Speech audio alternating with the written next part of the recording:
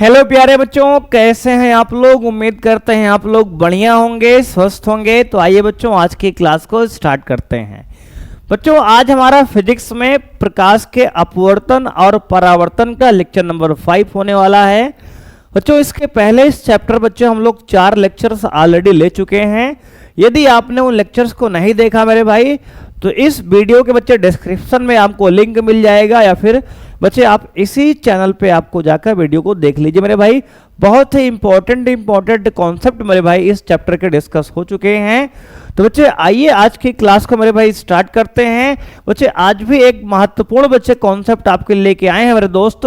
तो आइए बच्चे सबसे पहले देखते हैं आज का हमारा गोल क्या रहने वाला है। तो बच्चे आज का गोल हमारा मेरे भाई रहने वाला है अवतल दर्पण के उपयोग। बच्चे सबसे पहले डिस्कस करेंगे आज हम अवतल दर्पण के उपयोग क्या होते हैं मेरे भाई। दूसरा पॉइंट आज डिस्कस करेंगे हम कि उत्तल दर्पण द्वारा प्रतिबिंब का बनना कैसे होता है बच्चे।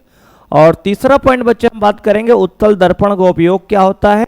और बच्चे लास्ट में आज की क्लास में हम बात करेंगे गोलीय दर्पण द्वारा परावर्तन के लिए चिन्ह परिपाटी मेरे दोस्त क्या होता है। तो ये 4 टॉपिक्स बच्चे आज की क्लास में हम डिस्कस करने वाले हैं। तो सही बच्चे मेरे भाई वीडियो को लाइक कर दें, और बच्चे अगर चैनल पे पहली बार जुड़े हैं मेरे भाई तो इसको बच्चे सब्सक्राइब करके बेल आइकन को प्रेस कर लें ऑल पर, जिससे बच्चे आने वाले सभी लेटेस्ट वीडियो की बच्चे नोटिफिकेशन आप तक समय से पहुंचती रहे, आपसे कोई वीडियो बच्चे मिस ना हो। तो आइए मेरे दोस्त क्लास को स्टार्ट करते हैं। और ये रहा बच्चे आपका पहला टॉपिक अवतल दर्पण के उपयोग।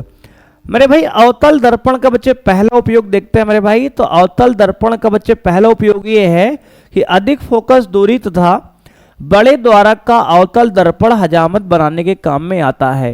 मेरे भाई आपको ध्यान देना है कि जो बड़े फोकस दूरी का आपका अवतल लेंस मेरे भाई, ये आपके सैलून्स में बच्चे, जहाँ पर आप लोग बच्चे बाल की कटिंग करवाते हैं, महिलाएं बच्चे अपना ब्यूटी पार्लर में जाती हैं, वहाँ पर मेरे दोस्त जो है आपका बड़े फोकस दूरी का अवतल लेंस का मेरे भाई प्रयोग होता है।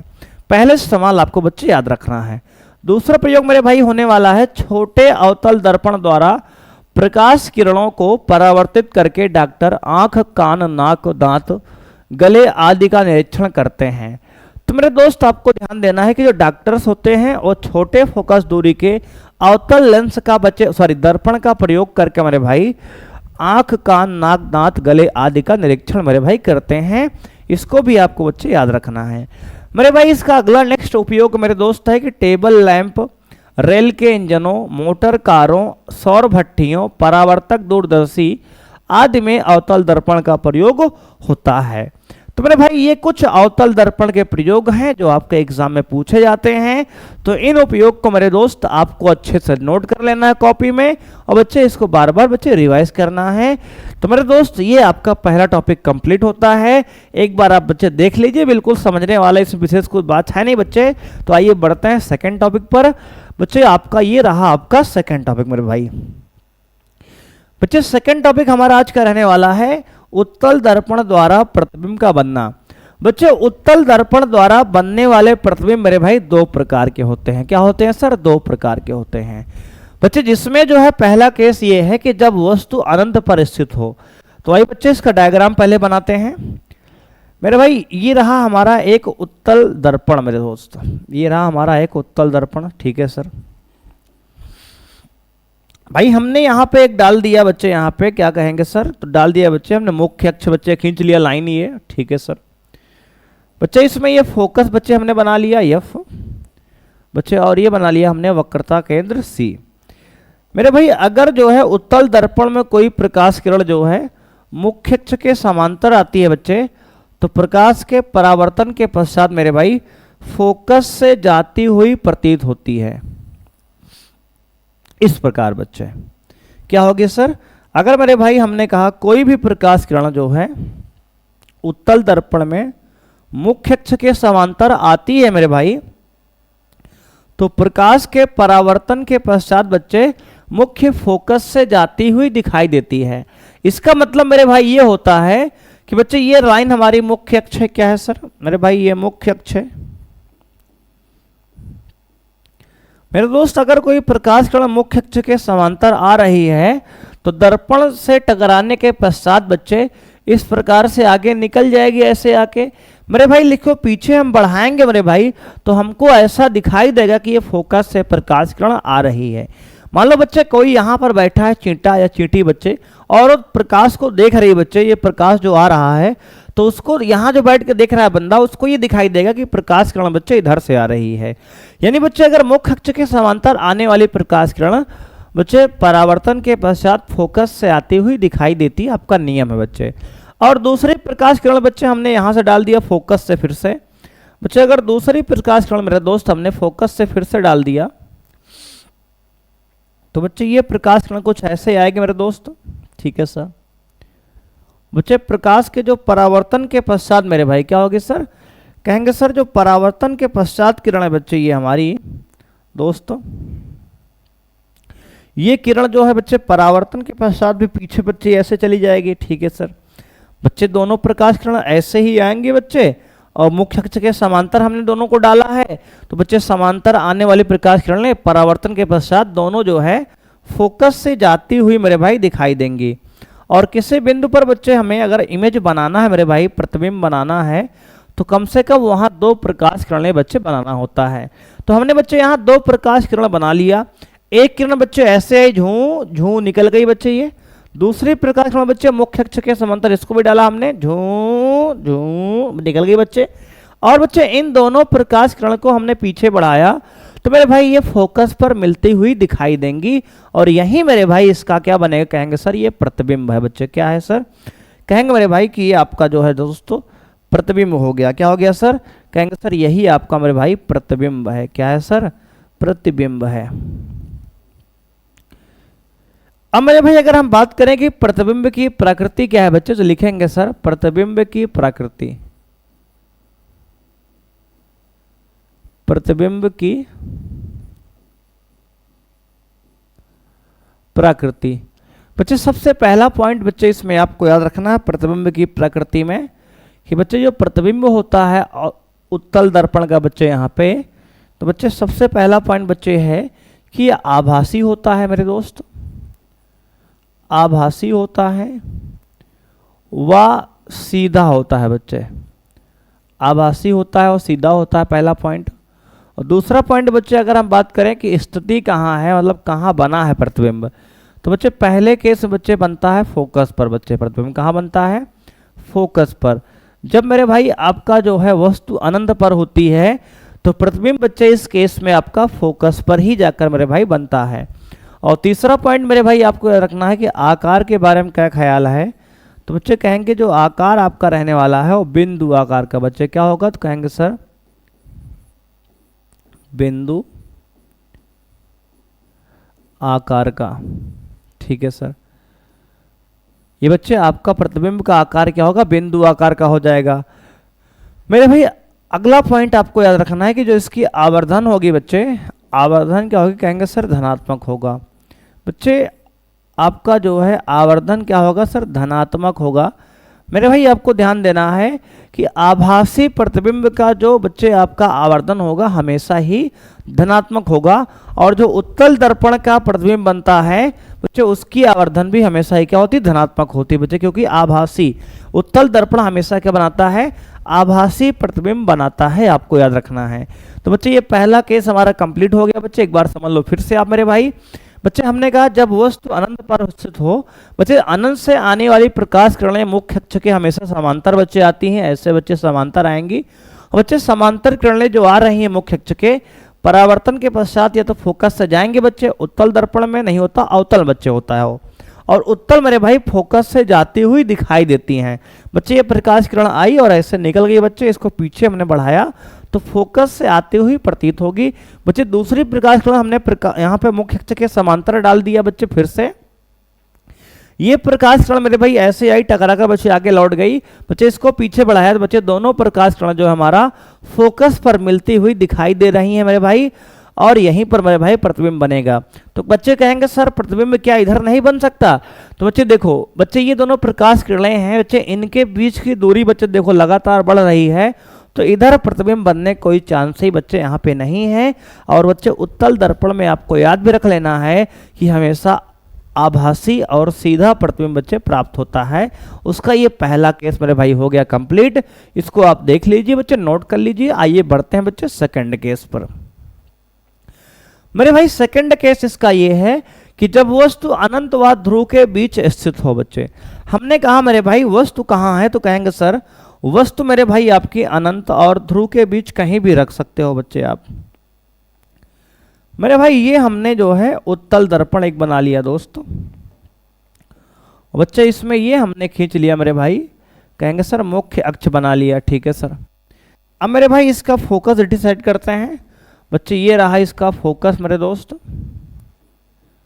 बच्चे, ये रहा इसका वक्रता केंद्र C, ठीक है सर। अब मेरे भाई हमने कहा जो है दोस्त जब वस्तु अनंत व ध्रुव के बीच कहीं भी हो बच्चे, ये आपका ध्रुव होता है मेरे दोस्त बच्चे, अनंत बच्चे इस तरफ कहीं अनंत होगा इस तरफ मेरे भाई, और ध्रुव और अनंत के बच्चे बीच कोई वस्तु है, मान लो वस्तु बच्चे ये रखी है जिसका नाम रख दिया हमने AB। क्या रख दिया सर, AB बच्चे, एक वस्तु हमने रख दिया। और बच्चे यहाँ से एक प्रकाश किरण बच्चे हमने समांतर डाल दिया बच्चे, समांतर प्रकाश किरण जो है यहाँ पे फोकस से बच्चे जाती हुई दिखाई देगी, क्या होगी सर, तो बच्चे कहेंगे कि जो है आपकी जो है मेरे भाई समांतर प्रकाश किरण मेरे दोस्त दर्पण के परावर्तन के पश्चात मेरे दोस्त आपकी फोकस से जाती हुई बच्चे आपको दिखाई देगी, ठीक है सर। अब मेरे भाई कोई प्रकाश किरण अगर हमने टारगेट करके बच्चे डाल दिया वक्रता केंद्र पर बच्चे, अगर कोई प्रकाश किरण जो है वक्रता केंद्र बच्चे डालेंगे तो ये प्रकाश किरण बच्चे ऐसे देखो जाएगी मेरे दोस्त, ऐसे जाएगी मेरे भाई इस प्रकार से, और बच्चे टकराने के पश्चात मेरे भाई इसी दिशा में लौट आएगी वापस बच्चे, उस पार तो जाएगी नहीं क्योंकि बच्चे यहाँ पे दर्पण में इस तरह पॉलिश है, तो प्रकाश किरण बच्चे ऐसे आएगी और टकरा के बच्चे लौट आएगी। और आपने नियम बच्चे पढ़ा है कि जब कोई प्रकाश किरण को मुक्त बच्चे वक्रता केंद्र पर डालते हैं तो बच्चे टकराने के पश्चात बिल्कुल उसी दिशा में बच्चे लौट के वापस आएगी। अब देखो मेरे भाई दोनों प्रकाश किरण बच्चे वास्तव में तो कहीं नहीं मिलेगी, क्योंकि बच्चे ये प्रकाश किरण देखो ऐसे गई है बच्चे, ऐसे निकल जाएगी ऊपर। मेरे भाई दूसरी प्रकाश किरण जो है बच्चे ऐसे गई है, टकरा के बच्चे ऐसे निकल जाएगी बच्चे। दोनों के बीच को मिलने के बच्चे आगे कोई संभावना तो है नहीं, क्योंकि इनके बीच की बच्चे दूरी देखो लगातार बच्चे बढ़ रही है। इनके बीच की दूरी क्या हो रही है, कहेंगे सर लगातार बढ़ रही है। तो बच्चे दोनों प्रकाश किरण बच्चे यहाँ पर मिलेंगे, देखो यहाँ बच्चे, और यही आपका क्या हो जाए, कहेंगे सर यही आपका मेरे भाई आभासी प्रतिबिंब बच्चे हो गया। और प्रतिबिंब जो बना है मेरे भाई ये हमारा A' है और ये B' है मेरे दोस्त। अब बच्चे यहाँ लिखेंगे प्रतिबिंब की प्रकृति, तो बच्चे लिखेंगे प्रतिबिंब की प्रकृति। बच्चे प्रतिबिंब की प्रकृति में मेरे भाई पहला पॉइंट आपको लिखना है कि बच्चे आभासी प्रतिबिंब है, आभासी के साथ साथ बच्चे सीधा है। क्या है सर, सीधा है मेरे दोस्त। अगर हम बात करें बच्चे स्थिति की, तो जो आपका इमेज बना है स्थिति उसकी क्या है, तो कहेंगे सर ध्रुव व फोकस के बीच मेरे भाई, ध्रुव व फोकस के बीच, ठीक है सर। बच्चे इसका तीसरा पॉइंट बच्चे याद रखना है, अगर आकार की बात करें तो कहेंगे सर वस्तु से छोटा। क्या कहेंगे सर, वस्तु से छोटा, वस्तु से छोटा। मेरे भाई अगर चौथा पॉइंट बात करें सर आवर्धन की, तो मेरे दोस्त आपकी जो आवर्धन यहाँ बच्चे होने वाली है मेरे दोस्त, आवर्धन मेरे भाई होगी यहाँ पे बच्चे होगी आपकी धनात्मक। मेरे भाई आवर्धन हमेशा ही क्या होगी, धनात्मक होगी उत्तल दर्पण में मेरे भाई। तो उत्तल दर्पण द्वारा जो बना प्रतिबिंब मेरे दोस्त होता है, हमेशा उसकी आवर्धन जो होती है मेरे भाई वह क्या होती है, कहेंगे सर आपकी धनात्मक होगी बच्चे। तो इतने पॉइंट मेरे भाई इसको आपको याद रखना है। क्या रखेंगे सर बच्चे, इतने पॉइंट मेरे भाई आपको इसमें याद रखना है। तो आइए बच्चे बढ़ते हैं अगले टॉपिक पर। उम्मीद करते हैं मेरे भाई कि ये आपने उत्तल दर्पण द्वारा बनने वाले प्रतिबिंब को बच्चे आराम से समझा होगा। बच्चे देखो जरूरी बच्चे नहीं कि इमेज हमारी बच्चे इसी प्रकार से डाली जाएगी, हो सकता है कि आपके बुक में बच्चे इमेज डालने का तरीका कुछ और दिया हो। तो बच्चे आपका जो इमेज फाइनल बन के आता है वो यही बन के आएगा। आप जिस प्रकार से इमेज डालना है डाल सकते हो। बच्चे हमने एक प्रकाश किरण समांतर डाली तो बच्चे फोकस से जाती हुई बच्चे दिखाई दी, और बच्चे दूसरी प्रकाश किरण हमने वक्रता केंद्र बच्चे सी पर डाल दिया। बच्चे दोनों का इमेज मेरे भाई यहाँ पर बन गया दर्पण के पीछे मेरे भाई, फोकस और ध्रुव के बीच में। उसका बच्चे प्रकृति क्या हो गई, कहेंगे सर सीधा है, आभासी है। ध्रुव और फोकस के बीच बना है इमेज, उसका आकार वस्तु से छोटा है और आवर्धन क्या है बच्चे, धनात्मक है। इतनी बातें मेरे भाई आपको यहाँ पे याद रखनी है। आइए बच्चे पढ़ते हैं अगला टॉपिक मेरे भाई।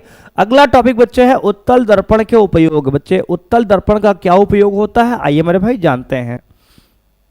बच्चे सबसे पहले आपको ध्यान देना है कि इसका उपयोग बच्चे ट्रकों, बसों तथा मोटर कारों में ड्राइवर सीट के पास उत्तल दर्पण लगा रहता है, जिससे ड्राइवर अपने पीछे के बड़े क्षेत्र में आने वाले व्यक्तियों तथा गाड़ियों के प्रतिबिंब को देख सकता है। बच्चे उत्तल दर्पण का प्रयोग जो है साइड मिरर में होता है, जैसे आपने ट्रक में देखा होगा बच्चे, बाइक में देखा होगा, कार में देखा होगा बच्चे, साइड मिरर होता है जो पीछे से आने वाली गाड़ियों को आराम से बच्चे देखने के प्रयोग में आता है। पहला उपयोग बच्चे ये हो गया।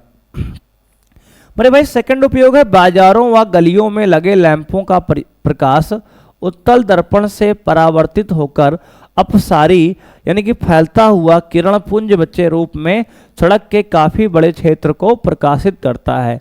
मेरे भाई कह रहा है बाजार या गलियों में जो बच्चे लैंप लगा होता है, जिसमें उत्तल लेंस का बच्चे उत्तल दर्पण का प्रयोग किया जाता है, क्योंकि बच्चे ये प्रकाश फैलकर काफी बड़े प्रकाश यानी कि क्षेत्र को बच्चे प्रकाशित करता है, सड़क को आपको प्रकाशित करता है मेरे भाई। तो ये बच्चे आपके उत्तल दर्पण के उपयोग हैं बच्चे, आपको इसको याद रखना है। पहला उपयोग मेरे भाई ये है कि बस, ट्रक और मोटर कार में बच्चे ड्राइवर जो है साइड मिरर के रूप में बच्चे इसका उपयोग करता है उत्तल दर्पण का। बच्चे जो अपने पीछे से आने वाली एक बड़े क्षेत्र में जितनी गाड़ियां हैं उनका छोटा सा प्रतिबिंब मेरे भाई बनाता है। देखो बच्चे उत्तल दर्पण सदैव छोटा प्रतिबिंब बनाता है, तो इसका उपयोग छोटा प्रतिबिंब बनाने के काम में आएगा। मेरे दूसरा उपयोग हमने कहा बच्चे कि जो बाजार सड़क बच्चे होते हैं वहाँ पर क्या होता है कि जैसे भीड़ भाड़ वाला इलाका है, तो वहाँ बच्चे इस लैंप का प्रयोग करने से क्या होता है कि छोटे से लैंप से बहुत अधिक दूर में प्रकाश बच्चे फैल जाता है और हमारा बच्चे उजाला वहाँ पर रोशनी बच्चे बराबर हो जाती है, तो इसका प्रयोग बच्चे वहाँ पे किया जाता है। आइए बच्चे बढ़ते हैं अगले बच्चे पॉइंट पे। मेरे भाई अगला पॉइंट हमारा आज का रहने वाला है गोलीय दर्पण द्वारा परावर्तन के लिए चिन्ह परिपाटी। मेरे दोस्त आपको ध्यान देना है कि जो गोलीय दर्पण होते हैं इसके परावर्तन के लिए चिन्ह परिपाटी बच्चे क्या होता है। देखो मेरे भाई साइन कन्वेंशन बोलते हैं इसको।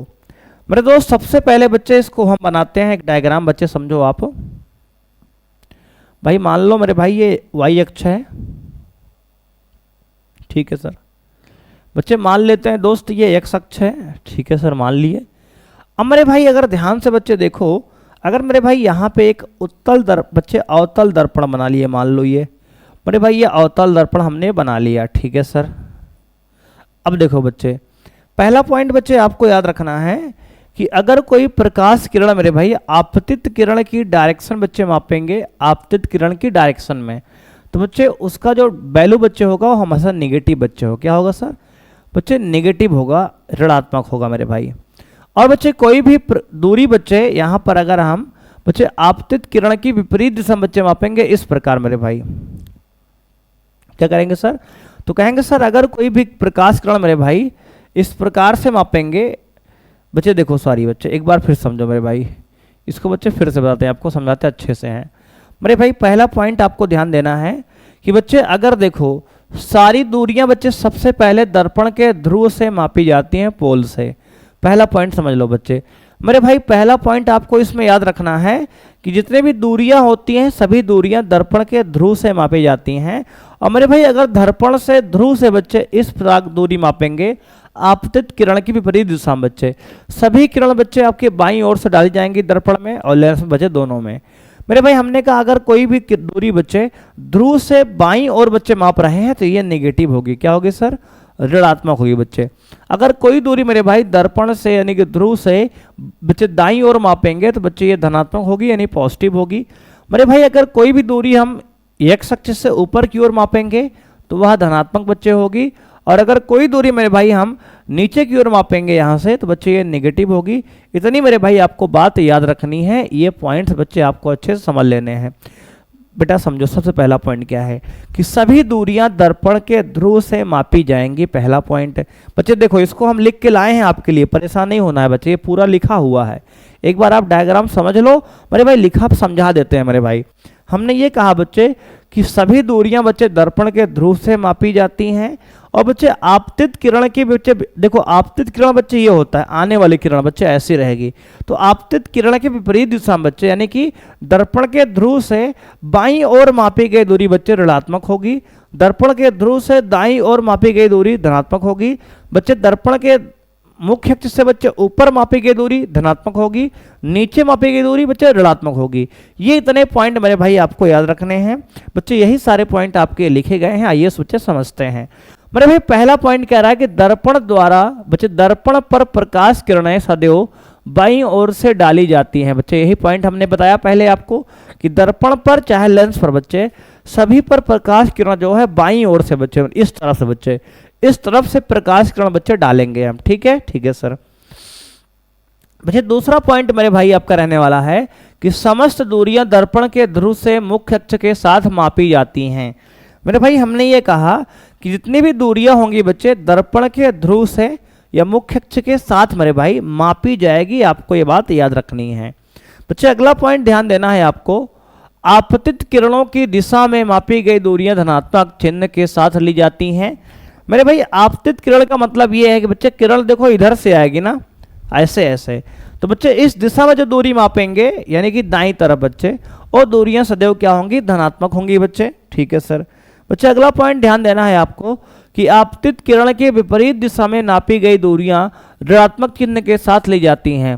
बच्चे कहने का मतलब ये है मेरे भाई कि ये दूरी क्या है बच्चे, इधर से अगर इधर मापेंगे तो बच्चे आपतित किरण की विपरीत दिशा मापेंगे, तो बच्चे ये दूरी क्या होगी बच्चे, कहेंगे सर नेगेटिव होगी, ऋणात्मक होगी। आपको ध्यान देना है। बच्चे अगला बच्चे पॉइंट आपको याद रखना है कि वस्तु तथा प्रतिबिंब की लंबाई मुख्य अक्ष के ऊपर की ओर धनात्मक तथा मुख्य अक्ष के नीचे की ओर ऋणात्मक ली जाती है। मेरे दोस्त आपको ध्यान देना है कि बच्चे ध्यान देना है मेरे भाई कि आपको अगर मुख्य अक्ष से बच्चे ऊपर दूरी मापेंगे धनात्मक होगी, बच्चे मुख्य अक्ष के नीचे मापेंगे तो बच्चे आपका ऋणात्मक होगा। ये बात आपको ध्यान देना है। अब मेरे भाई इसमें आपको समझना है, नोट बच्चे आपके लिए है कि अवतल दर्पण की फोकस दूरी ऋणात्मक होगी बच्चे। देखो बच्चे इसको आपको ध्यान देना है मेरे भाई, ये इंपॉर्टेंट कॉन्सेप्ट बच्चे आपका है, यहाँ पर न्यूमेरिकल्स बच्चे काम आएगा कि जो अवतल दर्पण की बच्चे फोकस दूरी होती है वह ऋणात्मक होती है। ठीक है सर। अब बच्चे जो उत्तल दर्पण की बच्चे फोकस दूरी होती है मेरे भाई वह आपकी धनात्मक होती है। ये दो पॉइंट मेरे भाई आपको जो है याद रखने हैं, ये बच्चे एग्जाम में आपसे बच्चे पूछे जाएंगे, तो आपको बच्चे याद रखने हैं कि जो अवतल दर्पण की फोकस दूरी है मेरे भाई, अवतल की फोकस दूरी बच्चे, अवतल दर्पण की जो फोकस दूरी स्मॉल एफ है बच्चे वह आपका नेगेटिव होगा, और मेरे भाई जो उत्तल दर्पण का फोकस है मेरे भाई वह आपका पॉजिटिव होगा। क्या होगा सर, पॉजिटिव होगा। आपको बच्चे याद रखना है क्योंकि मेरे भाई अवतल दर्पण देखो इस प्रकार बच्चे बनेगा, देखो बच्चे ऐसे बनेगा, और अवतल में फोकस बच्चे इस प्रकार पड़ेगा, देखो यहाँ पर। तो बच्चे ये दर्पण से दूरी अगर मापेंगे ध्रुव से तो बच्चे बाईं ओर मापेंगे आपतित किरण के विपरीत दिशा मेरे भाई, तो ये निगेटिव हो जाएगा मेरे भाई। और बच्चे अगर उत्तल की हम बात करें मेरे दोस्त, तो उत्तल दर्पण में बच्चे फोकस जो आपका पड़ेगा बच्चे इस तरफ पड़ेगा, और बच्चे दर्पण के ध्रुव से बच्चे दाईं ओर मापी गई दूरियां यानी कि आपतित किरण की बच्चे दिशा में मापी गई दूरियां हमेशा क्या होती है, तो कहेंगे सर आपका धनात्मक होती है। ये पॉइंट मेरे भाई आपको अच्छे से समझ लेना है। देख लो बच्चे आज का मेरे भाई गोल होता है कंप्लीट मेरे भाई। तो थैंक यू प्यारे बच्चों आज के लिए मेरे भाई। अब बच्चे आपको ध्यान देना है कि ये बच्चे छोटी छोटी क्लासेस जो है आपके लिए इंपॉर्टेंट क्लासेस मेरे भाई बनाई जा रही हैं, जिससे आप बच्चे देख पाओ। बड़े लेक्चर्स में आप लोग बच्चे बोर हो जाते हो, तो इसलिए बहुत बड़े लेक्चर्स बच्चे यहाँ पे आपके लिए नहीं बनाए जा रहे हैं। ठीक है बच्चे। तो बच्चे मेरे भाई आपको ध्यान देना है कि ये बच्चे 5वां लेक्चर हमारा कंप्लीट होता है। अब बच्चे मिलेंगे हम लोग नेक्स्ट क्लास में, तो बच्चे जाते जाते बच्चे एक प्यारी सी लाइन बच्चे आपके लिए मेरे भाई है, ध्यान से सुनिए मेरे दोस्त। कहते हैं बच्चे आंखों में नींद बहुत है, आंखों में नींद बहुत है पर सोना नहीं है, आंखों में नींद बहुत है पर सोना नहीं है, यही समय है कुछ करने का, इसे खोना नहीं है मेरे भाई। तो मिलते हैं बच्चे नेक्स्ट क्लास में, आज के लिए बच्चे इतना ही। थैंक यू मेरे भाई, जय हिंद बच्चों।